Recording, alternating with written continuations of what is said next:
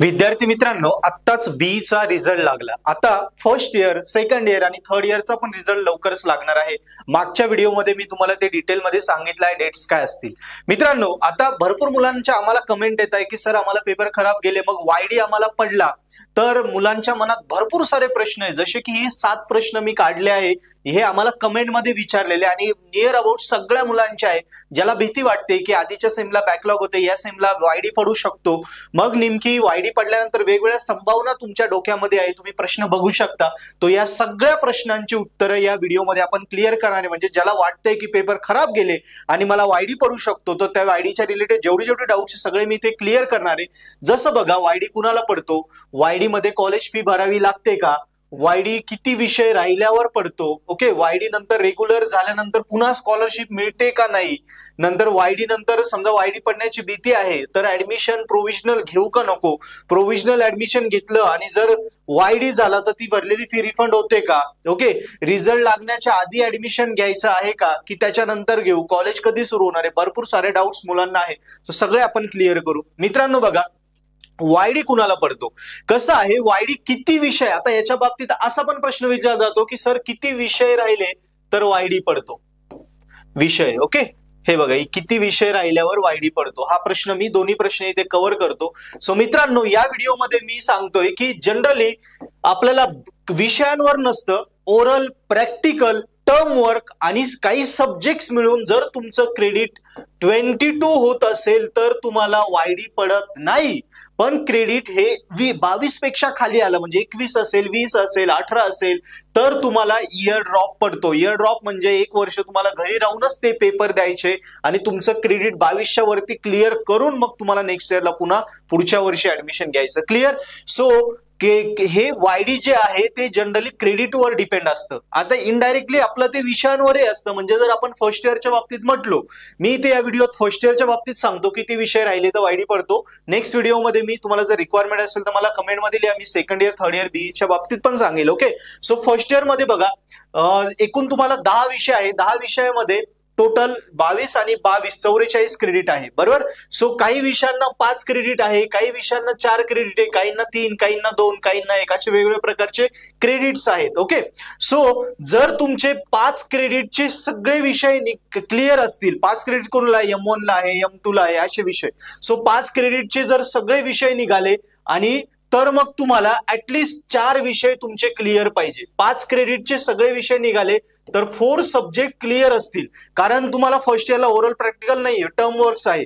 Term वर्कचे वगैरे mark credit प्रत्येकाला भेटून जातात. सो 5 क्रेडिटचे जर 4 सब्जेक्ट्स निघाले, 5 क्रेडिटचे 3 सब्जेक्टचे आणि बाकी अदर सब्जेक्ट्स ते जर निघाले, असे एकूण 4 निघाले तर तुम्हाला 22 क्रेडिट होऊन जातो, तुम्ही नेक्स्ट इयरला जाता. म्हणजे ऍटलिस्ट 4 सब्जेक्ट क्लिअर पाहिजे जर 5 क्रेडिटचे सगळे क्लिअर असतील तर. आणि 5 क्रेडिटचा जर एखादा सब्जेक्ट बॅक असेल, 5 क्रेडिटचा एखादा सब्जेक्ट बॅक असेल तर 22 क्रेडिट व्हायला टोटल तुमचे 5 सब्जेक्ट क्लिअर पाहिजे. 5 सब्जेक्ट हे फर्स्ट इयर साठी, FE साठी सांगतोय. ओके. सो लक्षात ठेवा, ऍटलिस्ट 4 एकदम काठावर होतो, 5 विषय जर क्लिअर असतील तर समजायचं तुम्ही नेक्स्ट इयर जाताय, तुम्हाला वायडी पडत नाहीये, तुमचं क्रेडिट 22च्या वरती जातं. ओके.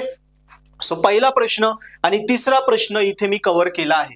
आता सेकंड प्रश्न, वायडी मध्ये कॉलेज फी भरावी लागते का. तर मित्रांनो, वायडी मध्ये कॉलेज फी भरावी लागत नाही बिलकुल. वायडी पडलं म्हणजे तो तुमचा ड्रॉप इयर कन्सिडर होतो. यस. नंतर आता पुढचा प्रश्न आहे, वायडी नंतर रेग्युलर झाल्यावर स्कॉलरशिप मिळते का. म्हणजे आता सगळ्यांना नियर अबाउट स्कॉलरशिप मिळते, ओबीसी असेल, ST, NT असेल, पण यावर्षी समजा तुम्हाला स्कॉलरशिप भेटली, पण यंदा तुम्हाला आता 2 अकॅडमिक इयर 2024-25 सुरू होतं, तुम्हाला इयर ड्रॉप पडला. मग इयर ड्रॉप पडल्यावर तर तुम्हाला फी भरायची नाही, पण मग तुम्ही आता नेक्स्ट इयरला कधी जाताय की पुढच्या वर्षी जाताय. 24-25 मध्ये वायडी पडला, 25-26 मध्ये तुम्ही नेक्स्ट इयरला जाशाल, मग त्यावेळी तुम्हाला स्कॉलरशिप लागू होईल का. तर जर आता तुम्हाला स्कॉलरशिप लागू असेल तर नक्की त्यावेळी पण तुम्हाला स्कॉलरशिप लागू होते. लक्षात ठेवा, स्कॉलरशिप लागू होते. येस, डोंट वरी. नंतर वायडी नंतर प्रोव्हिजनल ऍडमिशन घेऊ का, याच्या आधी हा प्रश्न कव्हर करू. कॉलेज कधी सुरू होतील, तर साधारणतः 1 जुलै पर्यंत कॉलेज सुरू होण्याच्या डेट्स आहे, ऑफिशियली आहेत. यस, पण काही काही कॉलेज 25 जून पर्यंत पण सुरू होणार आहे. सो ऑब्विसली 1 जुलै टू 20 जून पर्यंत तुमचे कॉलेजेस सुरू होऊन जातील. आता नंतर बघा, आता काही मुलांचं कसं होतंय, प्रत्येक वेळी काय होतं, आपल्याला कॉलेज तर 1 जुलैला सुरू होणार आहे, पण रिझल्ट त्याच्यानंतर 7-8 दिवसांनी लागेल, बरोबर. समजा रिझल्ट लागला 10 जुलैला आणि मग तुम्हाला कॉलेज सुरू झालं 1 जुलैला, म्हणजे काय होणार? कॉलेज सुरू झालं म्हणजे आता तुम्ही समजा फर्स्ट इयरला होते, तुम्हाला सेकंड इयरला कॉलेज सुरू झालं म्हणजे सेकंड इयरला तुम्हाला आता ऍडमिशन घ्यायचंय. ऍडमिशन घ्यायचं त्यासाठी तुम्हाला कॉलेज फी भरावी लागेल, ऍटलीस्ट 50% काहीतरी अमाऊंट भरावी लागते. ओके, त्याशिवाय ऍडमिशन होत नाही.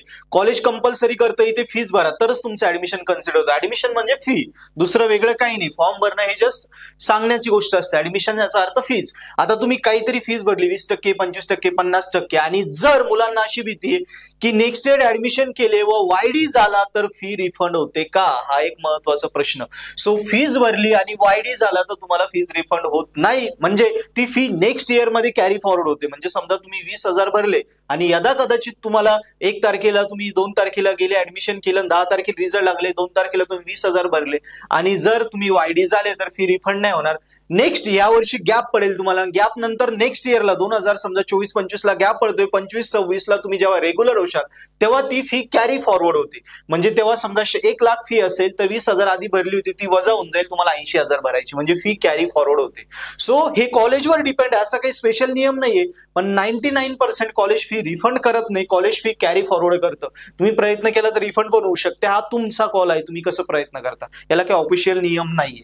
ओके, आता वायडी नंतर आता पुन्हा एक कन्सेप्ट असतो. जर इथे समजा रिझल्ट 10 ला लागतोय, कॉलेजने सांगितलं 1 ते 5 जुलै मध्ये ज्याने रजिस्ट्रेशन केले त्यालाच आम्ही नेक्स्ट इयरला घेऊ, 5 जुलै नंतर नाही. जर रजिस्ट्रेशन, उदाहरण सांगतोय मी, उदाहरणार्थ 1 ते 5 जुलैच्या दरम्यान जो रजिस्ट्रेशन करेल त्यालाच कंटिन्यू करू, 5-6 जुलै पासून करेल तर त्याला करणार नाही. मग काय आपल्याला काय होतं, आपल्याला एक तर भीती असते समजा वायडी पडणार आहे आणि त्याच्यामध्ये आता 1 ते 5 जुलैच्या मध्येच मला ऍडमिशन करणं कंपल्सरी. 6 ला जर मला समजा रिझल्ट लागतोय 10 जुलैला, उदाहरणार्थ रिझल्ट आधीच लागेल, त्याच्या मी टेंटेटिव्ह डेट मागच्या व्हिडिओत सांगितलीच आहे, पण समजा उदाहरणार्थ रिझल्ट लागतोय 10 जुलैला, 8 जुलैला, मग रिझल्टच्या आधी ऍडमिशन करावं लागतं. आणि आपल्याला काय भीती की समजा मी ऍडमिशन नाही केलं, 6 ला ऍडमिशन केलं तर कॉलेज काय म्हणेल, आता तुझं ऍडमिशन करायचं धारणा आहे, तुला ड्रॉप झालं.